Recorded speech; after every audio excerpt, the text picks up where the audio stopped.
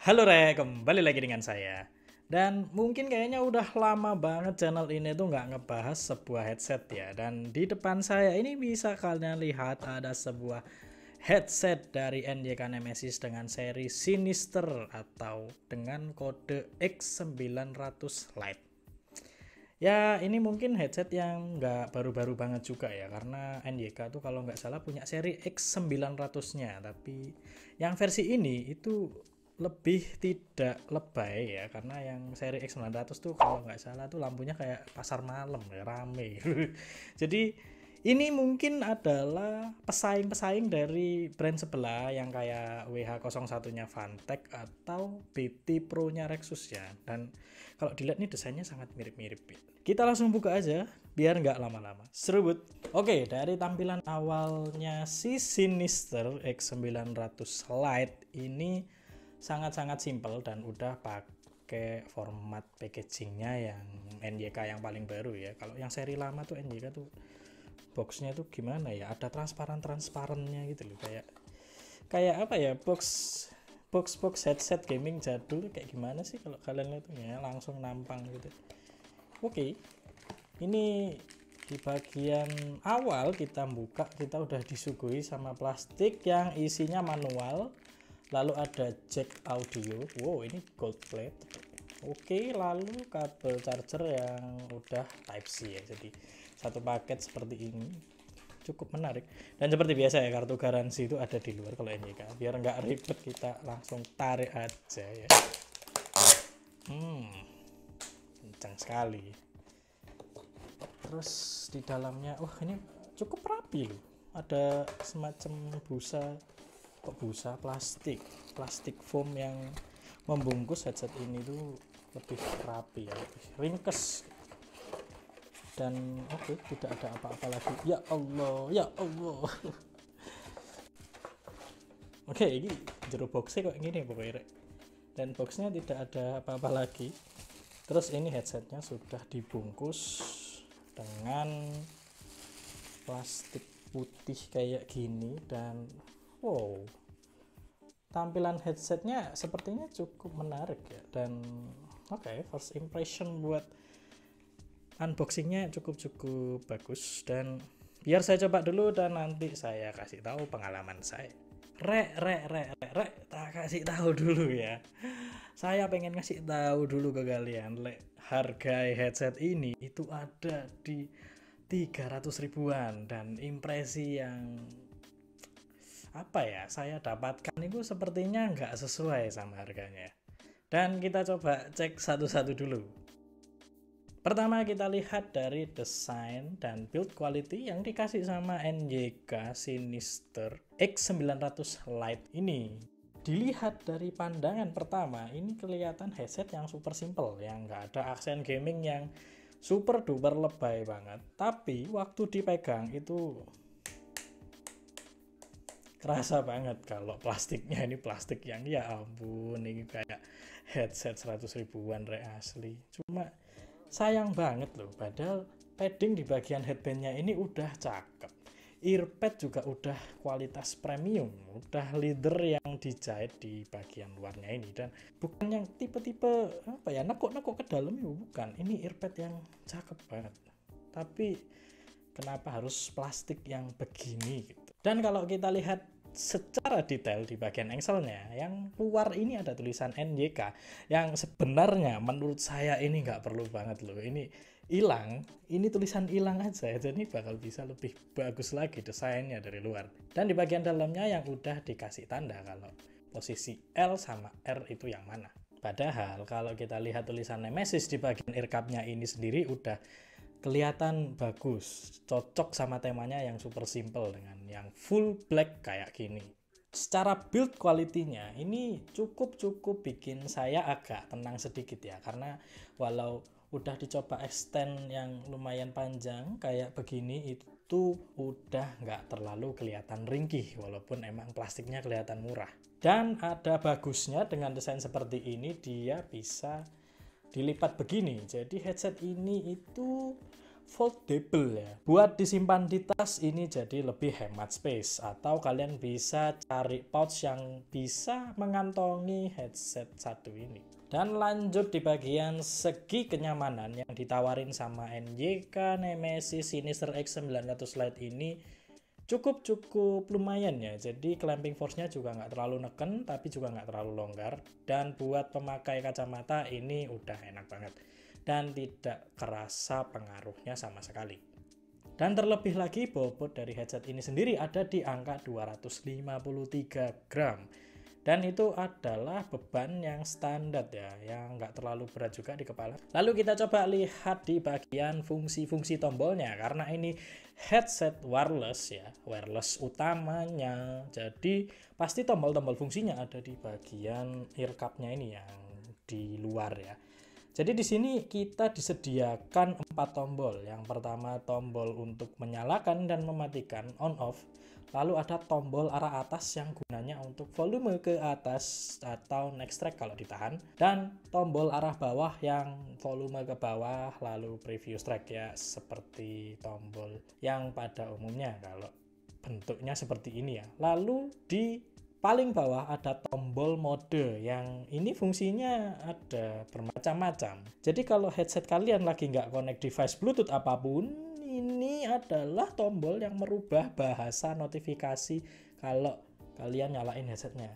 Dan bahasanya pilihannya ada 2, Inggris sama Cino. Jadi ya notifikasinya bisa kalian ganti kalau kalian nggak suka sama bahasa Inggris ya. Kalian nggak bisa bahasa Inggris ya, bisa ganti ke Cina ya, apalagi tambah nggak ngerti ya gue. Ya pokoknya fungsinya itu. Dan kalau udah connect ke Bluetooth device, dia akan jadi low latency mode. Jadi mode untuk mengurangi adanya delay di Bluetooth ya, suara ya. Lah misalnya fiturnya dipisah, aku ya bingung sih sebenarnya. Headset Bluetooth wireless kayak gini itu nggak sekalian aja dibikin low latency dari awal ya. Agak bingung kan, tapi ya udahlah, mungkin ada tujuannya tersendiri ya dipisah begitu. Dan di bagian konektivitas ya, konektivitas karena ada mode low latensinya. Yang pertama kita pasti ini adalah Bluetooth ya. Koneksi utamanya adalah Bluetooth versi 5. Dan koneksi kedua yang ditawarin sama headset ini itu audio jack 3,5 dan kabelnya ini udah braided, jadi cukup awet dan bagus ya. Nah, dengan 2 koneksi yang ditawarin tadi itu harusnya ya kita berharap akan ada perbedaan yang berbeda di bagian suara ya tentunya. Dan biar saya kasih tahu dulu ya. Pertama adalah mode wireless atau mode Bluetooth-nya. Suara yang dikasih ini waktu saya nyetel musik macam-macam genrenya itu bener-bener oke aja, nggak bisa dibilang bagus tapi nggak bisa dibilang jelek ya. Mungkin kalau bagian bass ini, bassnya kerasa bass yang ember keluar, nggak punchy dan tidak terasa sangat hidup. Ini bass yang apa adanya aja. Dan bagian midnya juga sangat-sangat biasa. Terus bagian treble cering-cering itu bener-bener malah ketinggalan gitu sama bassnya ya. Ketinggalan sama bass yang apa adanya tadi gitu.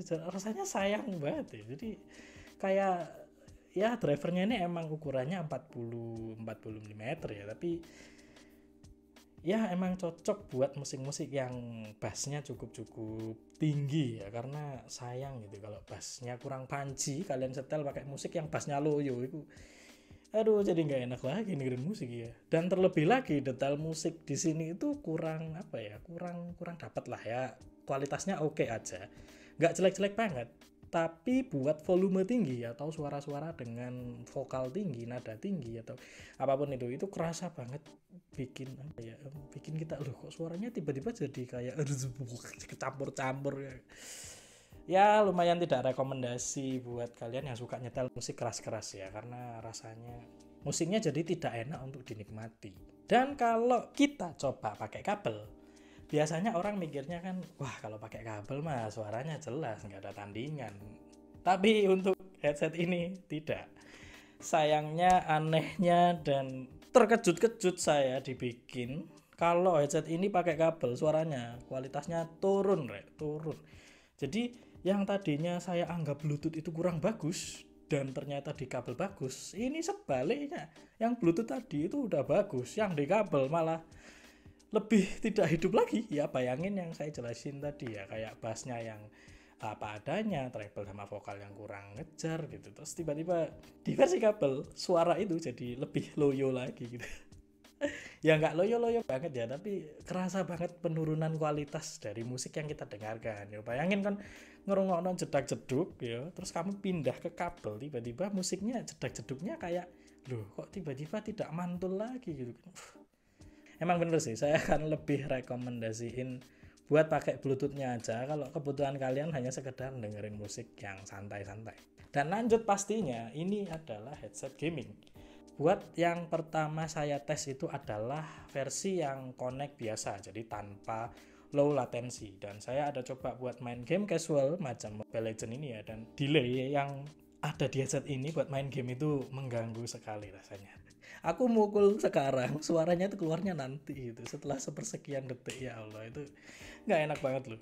Terus saya nyalain low latency mode dan tetap kesel rasanya karena ya walaupun emang ada kerasa improve dikit, delaynya dikurangi, tapi bukan berarti delaynya hilang gitu. Jadi tetap ada delay, tapi ya gimana ya ngegame itu tetap bikin kesel Pak delay. Dan pastinya saya juga penasaran kalau suara seperti tadi, kualitas delay atau latensi yang seperti tadi itu dipakai di game kompetitif macam yang saya mainin ini CODM. Jadi di CODM ini saya pakai keduanya, pakai low latensi sama yang biasa, dan keduanya bener-bener hampir nggak kerasa bedanya sama sekali. Ya bedanya tipis banget kak, kewetok pokoknya. Yang mungkin dari 0,8 milisecond terus ada low latensi jadi 0,6 milisecond ya.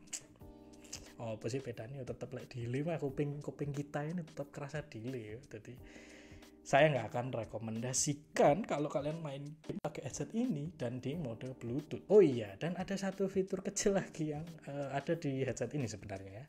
Dia punya fitur buat connect ke dua device Bluetooth sekaligus.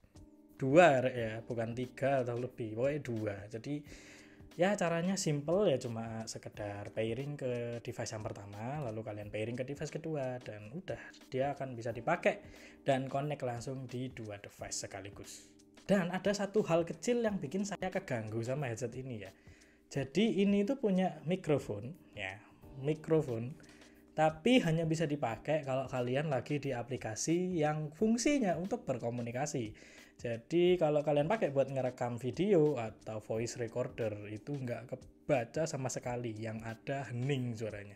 Dan untuk info baterainya sendiri saya belum bisa mastiin ya ini daya tahannya berapa lama, karena saya taunya tadi itu saya coba tes buat charger sekitar 30 menitan dari baterai yang sekitar 10% ya, 5 atau 10% itu keisi sekitar 30. Jadi baterainya setelah saya charger sekitar 30 menit tadi itu ada di 40%. Dan kalau kita cek buku manual dan saya baca ulang itu emang nggak dikasih tahu ya, nggak ada indikator yang nunjukin baterainya itu berapa dan daya tahannya berapa. Cuma kalau charger full saya bisa yakin ini kalau diukur bisa di 2 jam ya. Jadi charging dari 0 ke penuh itu sekitar 2 jam. Lumayan lama. Nah, jadi kalian udah lihat pembahasan yang saya kasih buat NYK Nemesis Sinister X900 Lite ini. Saya akan lebih rekomendasiin headset ini itu buat sekedar apa ya, orang-orang yang butuh santai dan headset yang apa ya, foldable kayak gini, yang ringkes dibawa kemana-mana, buat dengerin musik yang nggak terlalu mikirin detail-detail musiknya. Jadi kayak ya yang penting kalian pakai headset buat dengerin musik dan kalian nggak terlalu peduli dengan kualitas musik yang kalian dengarkan. Nah, nggak perlu yang detail banget gitu kan. Buat ngafe atau santai-santai aja ini cukup sih. Kalau buat main game ya kalian tetap harus pakai kabel ya, kecuali game kalian casual ya, macam kayak Subway Surfer gitu gak mau misalnya mobile kompetitif ya jangan pakai wireless ya headset ini buat main game. Jadi ya itulah, untuk harga 300 ribuan dan kalian bukan gamer, saya akan bisa rekomendasikan headset ini. Dan buat kalian yang mau beli bisa langsung check out pakai link di bawah aja. Sekian pembahasan saya soal NYK Nemesis Sinister X 900 slide. Ojo lali di like, gak di like ya ora apa-apa. Matur suwun. 300.000 kurang di beberapa poin aja loh. Ya, saya aja. Emang